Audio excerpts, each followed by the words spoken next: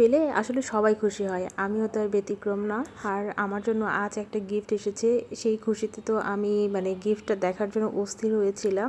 গিফটটা পাঠিয়েছে আমার ননদ, আর এত সুন্দর করে র্যাপিং করে দিয়েছে যেন ভেঙে না যায়। আর ও খুবই টেনশনে ছিল যে গিফটটা ভালো থাকবে কিনা, নষ্ট হয়ে যাবে কিনা। যদিও এটা ভাঙার কোনোই উপায় নাই, কারণ এত সুন্দর করে র্যাপিং করে দিয়েছে।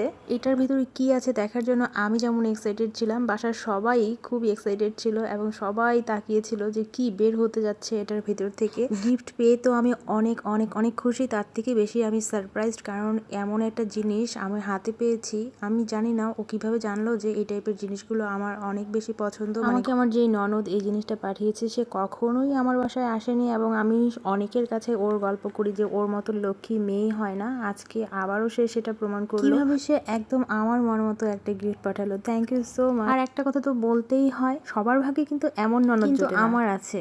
আলহামদুলিল্লাহ, আলহামদুলিল্লাহ, আলহামদুলিল্লাহ।